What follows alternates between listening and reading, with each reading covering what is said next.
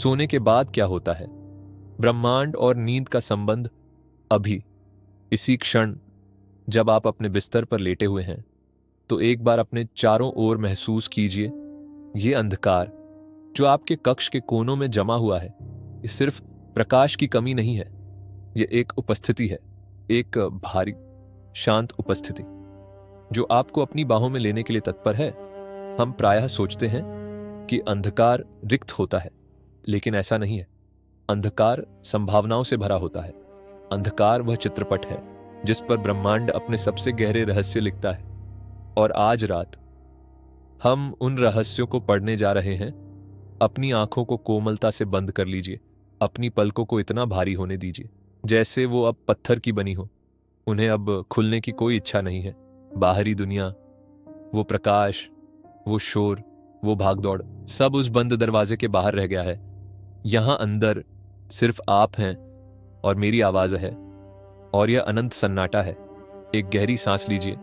अपने फेफड़ों को शीतल वायु से भर लीजिए, और जब आप सांस बाहर निकालें तो कल्पना कीजिए कि आपके शरीर से दिन भर की थकान एक काले धुएं की तरह बाहर निकल रही है।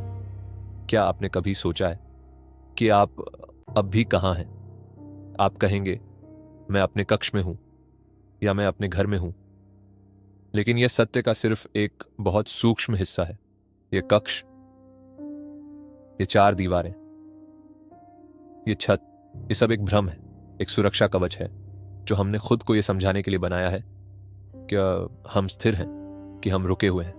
लेकिन सच्चाई भयभीत करने वाली भी है और अद्भुत भी। यह कक्ष, ईंट और सीमेंट का यह डिब्बा, असल में एक बहुत विशाल अंतरिक्ष यान का एक छोटा सा केबिन है। और यह अंतरिक्ष यान, जिसे हम पृथ्वी कहते हैं, इस वक्त 1,07,000 किलोमीटर प्रति घंटे की गति से सूरज के चारों ओर चल रहा है। सोचिए इस गति के बारे में। 1,07,000 किलोमीटर प्रति घंटा। अगर आप किसी वाहन में इतना तेज चलें तो आपकी रूह कांप जाएगी, शीशे बिखर जाएंगे, सब कुछ नष्ट हो जाएगा। लेकिन यहां इस ग्रह पर सब कुछ कितना शांत है। गुरुत्वाकर्षण ने आपको इतने प्रेम से, इतने कसकर थाम रखा है कि आपको हिलने का एहसास भी नहीं होता। ये पृथ्वी हमें एक मां की तरह गोद में लिए हुए है, जबकि वह खुद एक अनंत, खतरनाक और शीतल अंधकार में चल रही है। आज रात हम मां की इस गोद से उतरकर उस अंधकार को देखने जाएंगे। हम उस सवाल का पीछा करेंगे जो इंसान को तब से सता रहा है जब से उसने पहली बार शीश उठाकर तारों को देखा था। वो सवाल है, नींद क्या है? क्या यह सिर्फ विश्राम है, या यह उस ब्रह्मांड में वापस जाने का एक तरीका है जहां से हम आए थे? तो चलिए इस सन्नाटे को सुनने चलते हैं और जानते हैं कि सोने के बाद वास्तव में क्या होता है। अब अपने शरीर को पूरी तरह से भूल जाइए। मान लीजिए कि आपका शरीर सिर्फ एक वस्त्र है जिसे आपने बिस्तर पर उतार दिया है। वह भारी है, वह थक चुका है, उसे सोने दीजिए। उसे विश्राम की आवश्यकता है। लेकिन आप चेतना हैं, आप ऊर्जा हैं, और ऊर्जा को गुरुत्वाकर्षण नहीं रोक सकता। महसूस कीजिए कि आप अपने बिस्तर से इंच दर इंच ऊपर उठ रहे हैं, बहुत धीमे, जैसे जल के अंदर बुलबुला ऊपर उठता है, बिना किसी शोर के, बिना किसी प्रयास के। आप हल्के हो रहे हैं। आप अपनी छत के पास हैं। नीचे देखिए, वो शरीर जो चादर ओढ़े लेटा है, वो कितना शांत दिख रहा है। उसकी छाती धीरे धीरे ऊपर नीचे हो रही है। वो सुरक्षित है, वो अब सोने की प्रक्रिया में है। अब आप छत के आर पार निकल जाते हैं, ईंटों, लोहे और कंक्रीट के परमाणुओं के बीच से गुजरते हुए, जैसे आप कोई रूह हो। और अब आप खुले आकाश के नीचे हैं। रात की शीतल वायु आपको छू रही है। नीचे देखिए, आपका शहर, स्ट्रीट लाइट्स की पीली और नारंगी लकीरें मार्गों पर ऐसे बिछी हैं जैसे किसी ने पिघला हुआ सोना गिरा दिया हो। वाहन छोटे छोटे खिलौना वाहनों जैसे लग रहे हैं। लोग चींटियों से भी सूक्ष्म। हर घर में एक कहानी है, हर झरोखे के पीछे एक जीवन है। कोई हंस रहा है, कोई रो रहा है, कोई सपने देख रहा है। ये लाखों आवाजें, लाखों कहानियां मिलकर एक शोर बनाती हैं, जीवन का शोर, पृथ्वी का संगीत। लेकिन हम इस संगीत से दूर जा रहे हैं। क्योंकि हमें नींद चाहिए और नींद शोर में नहीं मिलती। और ऊपर चलिए, पक्षियों के रास्ते से भी ऊपर, बादलों के बीच से गुजरते हुए महसूस कीजिए उस शीतलता को, गीले बादलों का स्पर्श आपके चेहरे पर। यहां शहर की आवाजें धुंधली होने लगी हैं। हॉर्न का शोर अब सिर्फ एक धीमी भनभनाहट है, जैसे कोई मक्खी दूर भिन भिना रही हो। आप भारत के ऊपर हैं। नीचे देखिए, शहरों का जाल रोशनी के द्वीपों जैसा लग रहा है और उनके बीच में गहरा काला अंधकार। वो गांव है, वो वन है, वो खेत है जो अब सो चुके हैं। ये नज़ारा कितना सुंदर है और कितना भ्रामक भी। इतनी ऊंचाई से इंसान नजर नहीं आते, उनकी समस्याएं नजर नहीं आती, सरहदें नजर नहीं आती, धर्म और जाति नजर नहीं आते। सिर्फ एक ग्रह नजर आता है, एक घर जो अंधकार में चमक रहा है, एक अकेला दीपक। हम और ऊपर उठते हैं। अब हम पृथ्वी के वायुमंडल की परतों को पार कर रहे हैं। ये वायु की वो पतली सी परत है जिसने अरबों सालों से जीवन को बचाकर रखा है। यह हमारा नीला कंबल है। जैसे जैसे हम ऊपर जाते हैं, आकाश का रंग बदल रहा है। नीचे का आसमानी रंग अब गहरा नीला हो रहा है, फिर जामुनी, और फिर धीरे धीरे स्याह काला। वायु पतली हो रही है। अब यहां सांस लेने के लिए ऑक्सीजन नहीं है, लेकिन आपको सांस की आवश्यकता नहीं है। आप सिर्फ देख रहे हैं, आप सिर्फ महसूस कर रहे हैं। आप एक दर्शक हैं। हम कार्बन रेखा को पार कर रहे हैं। ये वो सीमा है जहां पृथ्वी का अधिकार समाप्त होता है और अंतरिक्ष का साम्राज्य शुरू होता है। और जैसे ही हम इस रेखा को पार करते हैं, अचानक सन्नाटा, पूर्ण सन्नाटा, एक ऐसा सन्नाटा जो आपने पृथ्वी पर कभी महसूस नहीं किया। यह सन्नाटा कानों को नहीं, आत्मा को सुनाई देता है। पृथ्वी पर सबसे शांत कक्ष में भी वायु की सरसराहट होती है, समय यंत्र की ध्वनि होती है, आपके अपने रक्त के बहने की आवाज होती है। लेकिन यहां अंतरिक्ष में ध्वनि का अस्तित्व ही नहीं है, क्योंकि यहां वायु नहीं है जो ध्वनि को एक स्थान से दूसरे स्थान ले जा सके। यहां अगर कोई तारा फट भी जाए, एक विशाल विस्फोट हो जाए, तो भी कोई आवाज नहीं आएगी। सब कुछ एक मूक चलचित्र की तरह होगा, भव्य लेकिन खामोश। पीछे मुड़कर देखिए, हमारी पृथ्वी, वह विशाल नीला गोला जो अंधकार में लटका हुआ है, कितनी अकेली लग रही है, कितनी नाजुक, जैसे कांच की एक गोली। 3,84,000 किलोमीटर है, एक बहुत विशाल दूरी, लेकिन ख्यालों की गति प्रकाश से भी तेज है। हम चांद के करीब पहुंच गए हैं। देखिए उसे, ये पृथ्वी जैसा नहीं है, ये रंगीन नहीं है, ये नीला या हरा नहीं है, ये ग्रे है, बेजान, सूखा हुआ और डरावना। इसकी सतह पर विशाल गर्त है। ये वो जख्म है जो अरबों साल पहले उल्कापिंडों की टक्कर से बने थे। पृथ्वी पर भी उल्कापिंड गिरे थे, लेकिन पृथ्वी की वायु और जल ने उन जख्मों को भर दिया, मिटा दिया। लेकिन चांद पर वायु नहीं है, जल नहीं है, इसीलिए यहां कुछ नहीं मिटता। यहां समय जम गया है, यहां इतिहास कभी पुराना नहीं होता। हम चांद की सतह पर उतरते हैं। चारों तरफ देखिए, धूल के मैदान, ऊंचे ऊंचे काले पर्वत, और आकाश में एक तीखा चुभने वाला सूरज जो रोशनी तो देता है, लेकिन गर्मी नहीं। यहां स्थित होकर अपने चरणों के पास देखिए, धूल में कुछ निशान हैं, जूतों के निशान। ये नील आर्मस्ट्रांग और बज एल्ड्रिन के चरणों के निशान हैं। 1969 में वो यहां आए थे। 50 साल से भी अधिक हो गए पृथ्वी पर। 50 सालों में क्या कुछ नहीं बदल गया। सरकारें बदल गईं, देश बदल गए, वन कट गए, नदियां सूख गईं, पीढ़ियां आईं और गईं, लेकिन यहां चांद पर वो चरणों के निशान बिल्कुल वैसे ही हैं। एक कण भी इधर से उधर नहीं हुआ, क्योंकि उन्हें मिटाने के लिए यहां वायु का एक झोंका भी नहीं है। यहां शांति अनंत है। ये शांति सुकून देने वाली है या डराने वाली, शायद दोनों। सोचिए, अगर इंसानियत समाप्त हो जाए, अगर पृथ्वी पर जीवन मिट जाए, तब भी अरबों साल तक लोग ये निशान यहां रहेंगे, ये बताने के लिए कि हम कभी थे।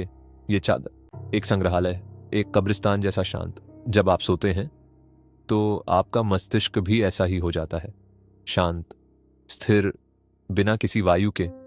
यहां स्थित होकर जब आप ऊपर देखते हैं तो आपको अरबों तारे दिखाई देते हैं, पृथ्वी से अधिक स्पष्ट, पृथ्वी से अधिक चमकदार। और अब हम उस अनंत यात्रा के लिए तैयार हैं जो हमें हमारे सौर मंडल के पार ले जाएगी। हम चांद को पीछे त्यागते हैं, उस खामोश प्रहरी को विदा कहते हैं। अब हम आगे चलते हैं, मंगल की ओर, उस लाल दुनिया की ओर जहां सन्नाटा एक अलग ही रंग में रंगा है।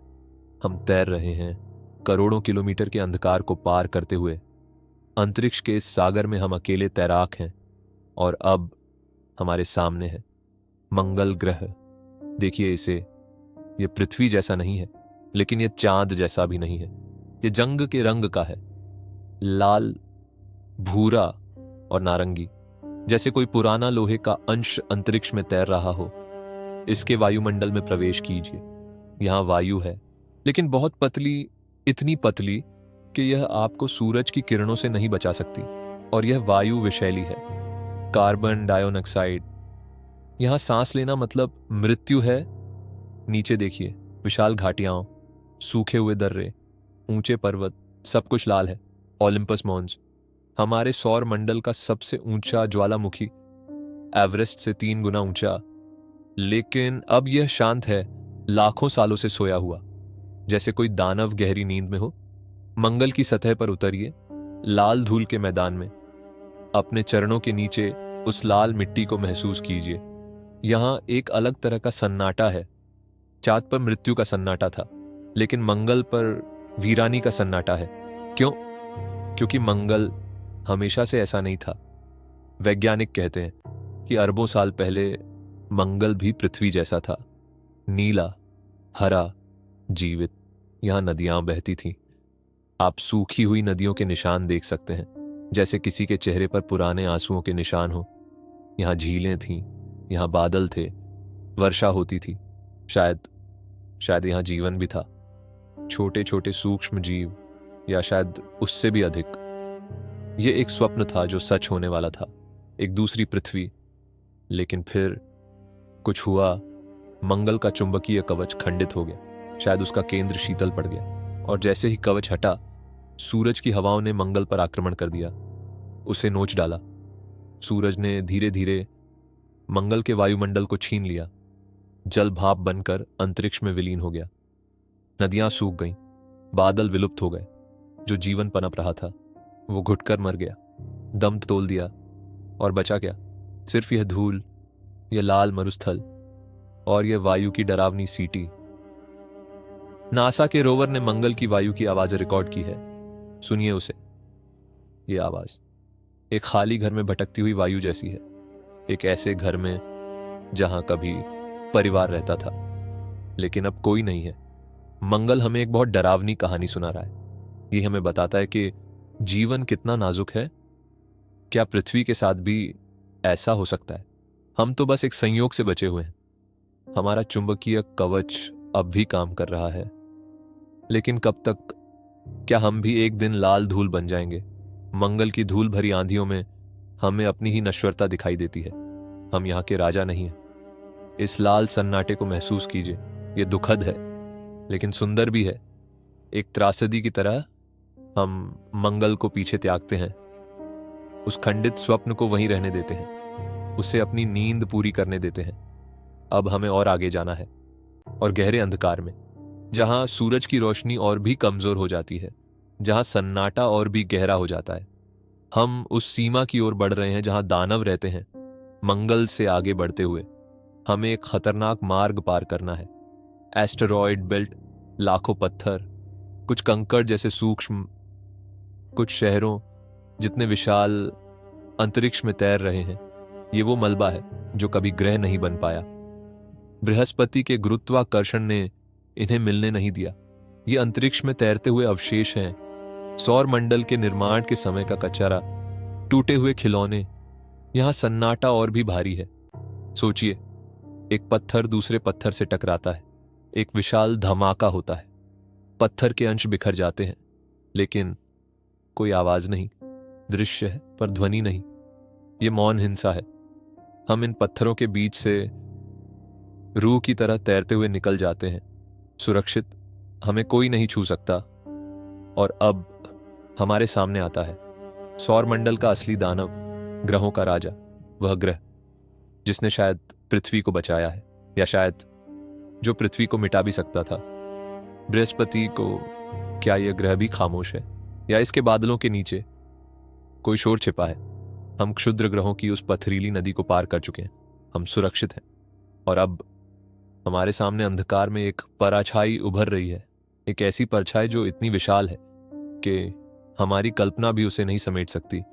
बृहस्पति, देवराज, ग्रहों का राजा, यह गैस का एक दानव है, एक ऐसा ग्रह जिसकी कोई जमीन नहीं है, कोई सतह नहीं है जहां आप अपना पैर रख सके। यह सिर्फ बादलों का, गैस का और तूफानों का एक उबलता हुआ गोला है, एक अंतहीन कोहरा। इसे देखिए, यह कितना सुंदर है।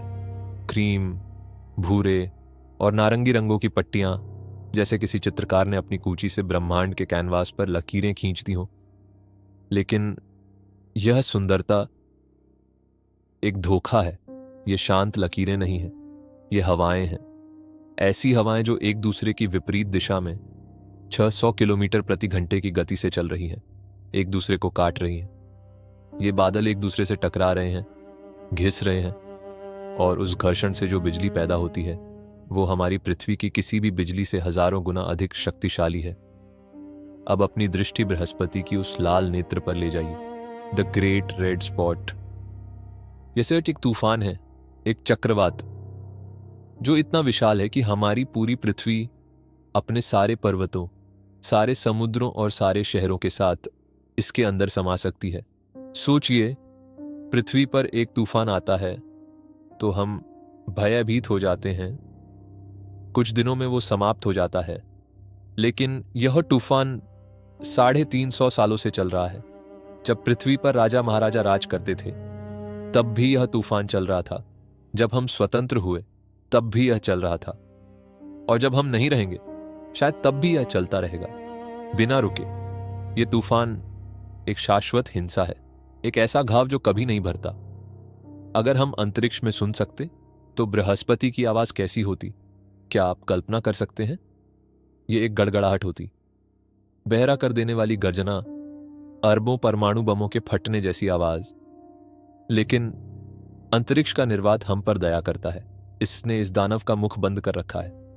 हम इस हिंसा को देख सकते हैं लेकिन सुन नहीं सकते। जैसे एक कांच की दीवार के पीछे हो रही तबाही, बृहस्पति यहां एक मूक राक्षस की तरह स्थित है, और उसका यह मौन उसकी गर्जना से भी अधिक डरावना है। जब आप गहरी नींद में होते हैं तो आपके मस्तिष्क में भी ऐसे ही तूफान चलते हैं, सपने आते हैं, लेकिन बाहर आपका शरीर शांत रहता है, बिल्कुल बृहस्पति की तरह। हम इस अशांत दानव से दूर हटते हैं, उसके गुरुत्वाकर्षण के जाल से खुद को बचाते हुए हम और आगे बढ़ते हैं। हम सौर मंडल के बाहरी किनारे पर पहुंच रहे हैं। शनि की सुंदर अंगूठियों और यूरेनस की शीतलता को पीछे त्यागते हुए यहां अंधकार बहुत गहरा है, और शीतलता हड्डियों को जमा देने वाली। यहां सूरज सिर्फ एक चमकीला तारा बनकर रह गया है। यहां इस घने सन्नाटे में हमें धातु का एक छोटा सा अंश तैरता हुआ दिखाई देता है, एक नन्ही सी चमक। ये कोई पत्थर नहीं है, ये कोई ग्रह नहीं है, ये एक मशीन है, वॉयेजर 1। इसे 1977 में पृथ्वी से भेजा गया था। उस वक्त शायद आप पैदा भी नहीं हुए थे। तब से 47 सालों से ये मशीन चल रही है, हर पल 17 किलोमीटर की गति से, गोली से भी तेज। लेकिन इस विशाल अंतरिक्ष में ये गति भी रेंगने जैसी लगती है, जैसे एक चींटी सागर पार कर रही हो। इसके पास अब कोई इंजन नहीं चल रहा, ये बस अपनी पुरानी गति पर तैर रहा है अनंत की ओर। जरा वॉयेजर के नजरिए से सोचिए, वह पृथ्वी से 24 अरब किलोमीटर दूर है। यहां से पृथ्वी दिखाई भी नहीं देती। अगर आप बहुत ध्यान से देखें तो शायद सूरज के पास एक बहुत ही धुंधला सा नीला बिंदु नजर आए। वो बिंदु हमारा घर है, आपका कक्ष, आपका बिस्तर, सब उसी बिंदु पर है। और वॉयेजर उस घर को हमेशा के लिए त्याग चुका है। वह एक अनाथ है, एक ऐसा बच्चा जो घर से खेलने निकला और अब इतना दूर आ गया कि वापस लौटने का मार्ग भूल गया। इसे बनाने वाले कई इंजीनियर अब इस दुनिया में नहीं है, लेकिन उनकी बनाई हुई यह मशीन अभी भी जीवित है, अभी भी उस अंधकार से पृथ्वी को धीमे धीमे संकेत भेज रही है। मैं यहाँ हूँ, मैं अभी भी चल रहा हूँ। वॉयेजर 1 इंसानी इतिहास की सबसे अकेली वस्तु है, और यही अकेलापन नींद का भी सत्य है। जब आप सोते हैं तो आप भी वॉयेजर की तरह अकेले होते हैं, अपनी चेतना के अंधकार में तैरते हुए। लेकिन वॉयेजर खाली हाथ नहीं जा रहा। उसके हृदय में एक निधि है, एक सोने का रिकॉर्ड, एक तांबे की डिस्क जिस पर सोने की परत छड़ी है। उस पर पृथ्वी की कहानी लिखी है। उसमें वर्षा की आवाज है, वायु की सरसराहट, समुद्र की लहरें हैं, एक माँ के अपने बच्चे को चूमने की आवाज है, किसी के हृदय की धड़कन है। उसमें 55 भाषाओं में नमस्ते है। ये रिकॉर्ड क्यों, किसके लिए? ये एक आशा है, एक बहुत ही मासूम आशा कि शायद अरबों साल बाद जब हम नहीं रहेंगे, जब हमारी पृथ्वी भी नहीं रहेगी, तब शायद किसी दूर के तारे के पास कोई परदेसी इस मशीन को पाएगा। वो इसे रोकेंगे, इस सोने की डिस्क को देखेंगे, इसे बजाएंगे, और उस दिन पहली बार ब्रह्मांड का सन्नाटा टूटेगा। उन्हें पता चलेगा कि कभी एक छोटी सी नीली दुनिया थी जहां लोग रहते थे, जो प्रेम करते थे, जो महसूस करते थे, और जो अकेले नहीं रहना चाहते थे। वॉयेजर 1 हमारी वसीयत है, यह हमारा अमृतत्व है। हम मिट जाएंगे, लेकिन वॉयेजर सितारों के बीच तैरता रहेगा। इस विचार में एक अजीब सा सुकून है कि हमारा एक अंश हमेशा के लिए तारों के बीच रहेगा। हम वॉयेजर को आखिरी बार देखते हैं, एक छोटा सा चमकता हुआ बिंदु जो अब हमेशा के लिए अंधकार के गले लग चुका है। विदा नन्हे यात्री, हमारा संदेश सुरक्षित रखना और चलते रहना। अब हम सौर मंडल की सीमा को पार कर रहे हैं और इंटरस्टेलर मीडियम में प्रवेश कर रहे हैं। यह तारों के बीच का सागर है। ये वो जगह है जहां सूरज की हवाएं भी रुक जाती हैं। यहां दूरी का अर्थ बदल जाता है। यहां किलोमीटर का कोई अर्थ नहीं, यहां सिर्फ प्रकाश वर्ष चलते हैं। हमारे सबसे नजदीकी तारे तक पहुंचने में प्रकाश को भी 4 साल लग जाते हैं। 4 साल की निरंतर यात्रा। सोचिए, प्रकाश जो एक पलक झपकते ही पृथ्वी के साथ चक्कर लगा सकता है, उसे भी यहां रेंगना पड़ता है। यहां इतना खालीपन है, इतना रिक्त स्थान है कि अगर आप यहां चिल्लाएं तो आपकी आवाज अनंत काल तक चलती रहेगी, लेकिन किसी कान तक नहीं पहुंचेगी। यहां दूरी का अर्थ समय है।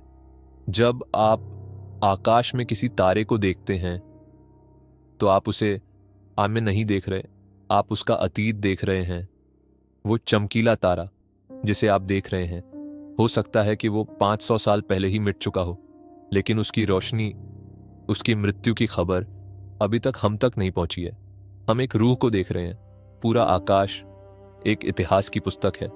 हम जो देख रहे हैं वो अब सच नहीं है, और जो सच है वो हम देख नहीं सकते। क्या यह विचार आपको विचलित करता है कि वर्तमान जैसा कुछ है ही नहीं? नींद में भी ऐसा ही होता है। जब हम सपने देखते हैं तो हम अक्सर अपने अतीत में होते हैं, पुरानी यादों में। मृत लोगों के साथ अंतरिक्ष और नींद दोनों ही समय यंत्र हैं जो हमें पीछे ले जाती हैं। इस गहरे अंधकार में हम एक ऐसी जगह की ओर बढ़ रहे हैं जो ब्रह्मांड का सबसे विशाल रहस्य है, जहां भौतिक विज्ञान के नियम दम तोड़ देते हैं। सामने देखिए, वहां अंतरिक्ष का ताना बाना खींच रहा है, वक्र हो रहा है। तारे जो उस बिंदु के पीछे हैं वो सीधे नहीं दिख रहे, उनकी रोशनी घूम रही है, जैसे आप किसी गोल कांच के पात्र में से देख रहे हो, जल की तरह हिलती हुई रोशनी। और उस खिंचाव के केंद्र में एक गोला है, एक काला गोला, इतना काला कि यह अंधकार को भी लज्जित कर दे। यह अनुपस्थिति है। यह है कृष्ण ब्लैक होल, ब्रह्मांड का सबसे शांत दानव। लोग इसे विनाशक कहते हैं क्योंकि यह सब कुछ निगल जाता है। रोशनी भी इससे बचकर नहीं जा सकती। लेकिन आज रात हम इसे शांति का केंद्र मानेंगे। यह एक सोता हुआ विशालकाय तारा है जो अपने ही भार से ढह गया है और अब विश्राम कर रहा है। जैसे जैसे हम इसके पास जाते हैं एक अजीब सा जादू होता है, एक ऐसा जादू जो सिर्फ यही संभव है। आइंस्टीन ने बताया था कि जहां गुरुत्वाकर्षण बहुत अधिक होता है वहां समय धीमा हो जाता है। या ब्लैक होल के किनारे पर समय थक जाता है, वो सुस्त हो जाता है, घड़ियां रुक जाती हैं, यह समय थम जाता है। सोचिए, अगर आप ब्लैक होल के इस किनारे पर सो जाएं, तो आपकी एक छोटी सी नींद में बाहर की दुनिया के करोड़ों साल गुजर जाएंगे। जब आप जागेंगे तो पृथ्वी समाप्त हो चुकी होगी, सूरज बुझ चुका होगा, नए तारे जन्म ले चुके होंगे, लेकिन आपके लिए बस एक रात गुजरी होगी। यह भविष्य की यात्रा है। यहां कल की चिंता नहीं है, यहां आने वाले कल का भय नहीं है, यहां सिर्फ एक अनंत आज है। महसूस कीजिए इस ठहराव को, इस परम शांति को, जहां संघर्ष समाप्त हो जाता है, जहां भागदौड़ समाप्त हो जाती है। ब्लैक होल का यह अंधकार आपकी नींद के अंधकार जैसा ही है, सुरक्षित, गहरा और विचार शून्य। आप इस ब्लैक होल के पास तैर रहे हैं। आपको भय नहीं लग रहा, बल्कि एक खिंचाव महसूस हो रहा है। ये खिंचाव घर बुलाने जैसा है। जैसे थकने के बाद बिस्तर आपको खींचता है, वैसे ही ये ब्लैक होल सारी ऊर्जा को अपने भीतर खींच रहा है। ये अंत नहीं है, ये एक नई शुरुआत है। शायद दूसरी तरफ कोई और दुनिया हो, या शायद सिर्फ शांति। हम उस काले बिंदु को देखते हैं और हमें अपनी नींद का चेहरा दिखाई देता है, एक ऐसा गर्त जिसमें गिरकर हम सब कुछ भूल जाते हैं। और अब हम इस ब्लैक होल से भी आगे और ऊपर उठेंगे, उस जगह जहां से हम पूरे ब्रह्मांड को एक साथ देख सके, जहां हमें पता चलेगा कि हम धूल नहीं हैं, हम सितारे हैं। हम ब्लैक होल के उस सम्मोहन से खुद को बाहर निकालते हैं, हम उसे पीछे त्याग देते हैं। अब हम ऊपर उठ रहे हैं, बहुत ऊपर, अपनी आकाश गंगा से भी बाहर निकल जाते हैं। और अब हम पीछे घूमकर देखते हैं, नजारा बदल गया है। हमारी आकाश गंगा, जिसमें 200 अरब तारे हैं, अब सिर्फ रोशनी का एक छोटा सा भंवर लग रही है, धूल के एक कण जैसी। और इसके आसपास अरबों और आकाश गंगाएं हैं, जो एक विशाल जाल में बंधी हुई हैं, जैसे मकड़ी का जाला हो। ये सब एक अदृश्य रस्सी से बंधे हुए हैं, गुरुत्वाकर्षण की रस्सी। ये शांत नहीं है, ये बह रहे हैं। रोशनी की नदियां बह रही हैं, आकाश गंगाएं जल की बूंदों की तरह उन नदियों में बह रही हैं। और ये सारी नदियां एक केंद्र की तरफ जा रही हैं, जिसे द ग्रेट अट्रैक्टर कहते हैं। इस पूरे विशाल साम्राज्य को वैज्ञानिक एक नाम देते हैं, लानियाकिया। यह हवाई भाषा का शब्द है। इसका अर्थ है असीम स्वर्ग। सोचिए, असीम स्वर्ग। ये हमारा घर है, हमारी पृथ्वी, हमारा सौर मंडल, हमारी आकाश गंगा। इस लानियाकिया के एक बहुत ही सूक्ष्म कोने में, एक तिनके की तरह स्थित है। इस नक्शे में आप कहाँ हैं? आप दिखाई भी नहीं देंगे, इलेक्ट्रॉन सूक्ष्मदर्शी से भी नहीं। क्या यह आपको डराता है कि आप इतने सूक्ष्म हैं? नहीं, इसे आपको डराना नहीं चाहिए, इसे आपको मुक्त करना चाहिए। अगर आप इतने सूक्ष्म हैं तो आपकी समस्याएं कितनी सूक्ष्म होंगी। आपका तनाव, आपकी चिंताएं, आपकी असफलताएं, इस लानियाकिया के सामने उनका क्या अस्तित्व है? कुछ भी नहीं, शून्य। आप अपना बोझ नीचे रख सकते हैं, क्योंकि इस ब्रह्मांड को आपके बोझ की कोई परवाह नहीं है। और यह एक राहत की बात है। जब हम सोते हैं तो हम इसी छोटेपन को स्वीकार करते हैं। हम अपनी पहचान त्याग देते हैं और इस विशालता का हिस्सा बन जाते हैं। हम और पीछे हटते हैं। अब हम लानियाकिया को भी एक बिंदु के रूप में देख रहे हैं। अब हमें पूरे ब्रह्मांड का ढांचा दिखाई दे रहा है। तो कॉस्मिक वेब, ब्रह्मांडीय जाल, इसे ध्यान से देखिए। यह कैसा दिखता है? पतले पतले रोशनी के धागे जो अंधकार में फैले हुए हैं, और जहां ये धागे मिलते हैं वहां चमकती हुई गांठें हैं, क्लस्टर्स। ये किसी मकड़ी के जाल जैसा दिखता है, या फिर यह हमारे मस्तिष्क जैसा दिखता है। हमारे मस्तिष्क के न्यूरॉन्स बिल्कुल ऐसे ही दिखते हैं जैसे ब्रह्मांड का यह नक्शा। क्या यह एक संयोग है कि हमारे अंदर की दुनिया और बाहर की दुनिया बिल्कुल एक जैसी दिखती है। शायद पूरा ब्रह्मांड एक विशाल मस्तिष्क है, एक सोचता हुआ प्राणी है, और हम उस मस्तिष्क के अंदर चल रहा एक सूक्ष्म सा विचार है, एक स्वप्न। हम अलग नहीं हैं, हम जुड़े हुए हैं तारों से, धागों से, ऊर्जा से। जब आप सोते हैं तो आपकी चेतना उसी ब्रह्मांडीय चेतना से मिल जाती है। नींद उस विशाल तंत्र में प्रवेश करने जैसा है जहां हम सब एक हैं, और इन धागों के बीच में क्या है वहां देखिए। वो विशाल काली रिक्त जगह, इन्हें वॉयड्स कहते हैं, महाशून्य। इनमें कुछ भी नहीं है, न तारे, न आकाश गंगाएं, न धूल।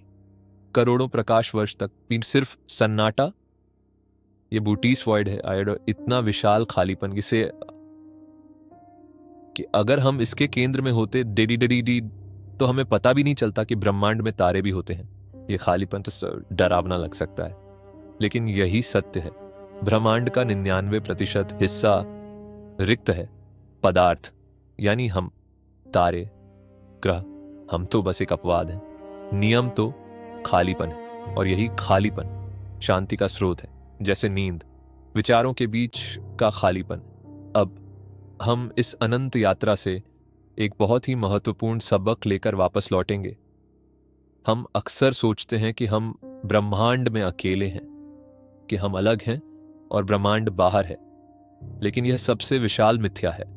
विज्ञान हमें एक जादुई सत्य बताता है। ब्रह्मांड की शुरुआत में बिग बैंग के समय सिर्फ हाइड्रोजन एंड हीलियम गैस थी और कुछ नहीं। फिर तारे बने, उन तारों के गर्भ में अग्नि जली, और उस अग्नि में नए तत्व बने, कार्बन, नाइट्रोजन, ऑक्सीजन, लोहा, सोना। फिर वो तारे फटे, सुपरनोवा, और उन्होंने अपनी राख पूरे अंतरिक्ष में बिखेर दी। उसी राख से हमारा सूरज बना, पृथ्वी बनी, और उसी राख से आप बने। आपके रक्त में जो लाल रंग है वो किसी मरते हुए तारे की आखिरी चीख है। आपकी हड्डियों में जो सफेदी है वो किसी प्राचीन तारे की राख है। आप इस ब्रह्मांड में नहीं रहते, आप ब्रह्मांड हैं। आप तारों की धूल हैं जिसे सोचने और महसूस करने का अवसर मिला है। हम वो तरीका है जिससे ब्रह्मांड खुद को जान रहा है। हम ब्रह्मांड की आंखें हैं। तो जब आप रात को आकाश की तरफ देखते हैं और सन्नाटा महसूस करते हैं, तो वो सन्नाटा पराया नहीं है, वो आपका अपना सन्नाटा है। आप अपने घर को देख रहे हैं, आप अकेले नहीं हैं, आप सब कुछ हैं, आप अनंत हैं। इस विचार को अपने हृदय में बसा लीजिए। यह आपको हर भय से मुक्त कर देगा। मृत्यु का भय, अकेलेपन का भय, सब विलुप्त हो जाता है जब आप जानते हैं कि आप कभी मरे नहीं, आप बस रूप बदल रहे हैं। अब समय आ गया है वापस लौटने का, तारों की धूल को। अब विश्राम की आवश्यकता है।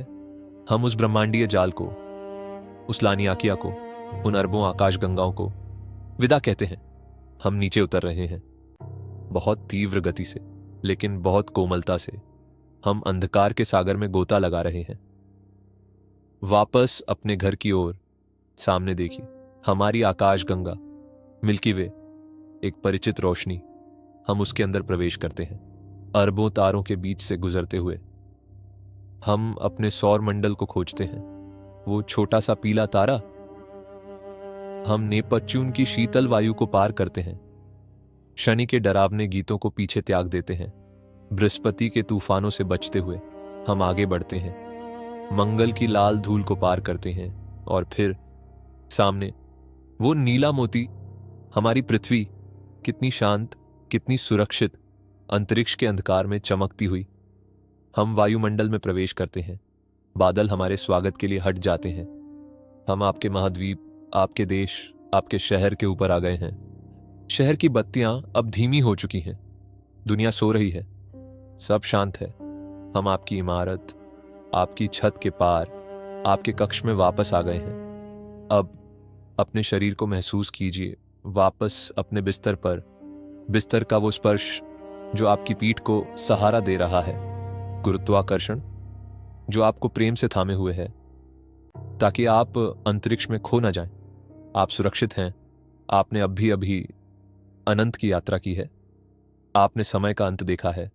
आपने सृजन का पालना देखा है, और उस विशालता को देखने के बाद अब यह कक्ष सूक्ष्म नहीं लगता। अब यह कक्ष ब्रह्मांड का एक पवित्र कोना लगता है, एक सुरक्षित पात्र। वह अंधकार जो आपकी बंद पलकों के पीछे है, वह वही अंधकार है जो ब्लैक होल में था। वह वही अंधकार है जो दो आकाश गंगाओं के बीच में था। वह अंधकार आपका मित्र है। ब्रह्मांड का सन्नाटा मौन नहीं है, वो शांति है। अपने मस्तिष्क को रिक्त कर दीजिए, उन वॉयड्स की तरह विचारों को आने दीजिए और जाने दीजिए। उन्हें पकड़िए मत।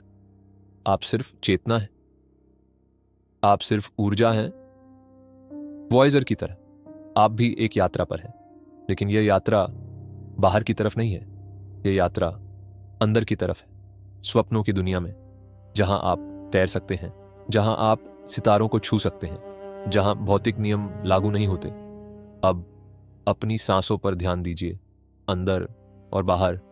हर सांस के साथ आप ब्रह्मांड की ऊर्जा अंदर ले रहे हैं, वो स्टारडस्ट जिससे आप बने हैं, और हर सांस त्यागने के साथ आप खुद को उस शून्यता में विलीन कर रहे हैं।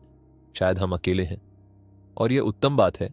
इसका अर्थ है कि यह पूरी शांति, यह पूरी जगह सिर्फ आपके विश्राम के लिए है। कोई एलियन शोर नहीं मचा रहा, कोई युद्ध नहीं हो रहा, सिर्फ शांति। समय अब मायने नहीं रखता। समय यंत्र की ध्वनि अब धीमी हो गई है। टिक टिक, सब कुछ शांत है। मंगल की हवा शांत हो गई है। बृहस्पति का तूफान थम गया है। ब्लैक होल सो गया है। सिर्फ आप हैं, और यह गहरा मखमली सन्नाटा। इस सन्नाटे में एक संगीत है, नींद का संगीत, ब्रह्मांड की लोरी। तैरिए उस शून्य में, बिना किसी भय के, बिना किसी चिंता के। आप तारों की धूल हैं, और अंत में धूल को शांत होना ही होता है। सो जाइए इस विश्वास के साथ कि कल सूरज फिर निकलेगा, ये ब्रह्मांड आपको फिर जगाएगा। लेकिन अभी सिर्फ विश्राम है, अनंत विश्राम। शुभ रात्रि ब्रह्मांड यात्री, शुभ रात्रि नन्हे सितारे, शुभ रात्रि शून्य।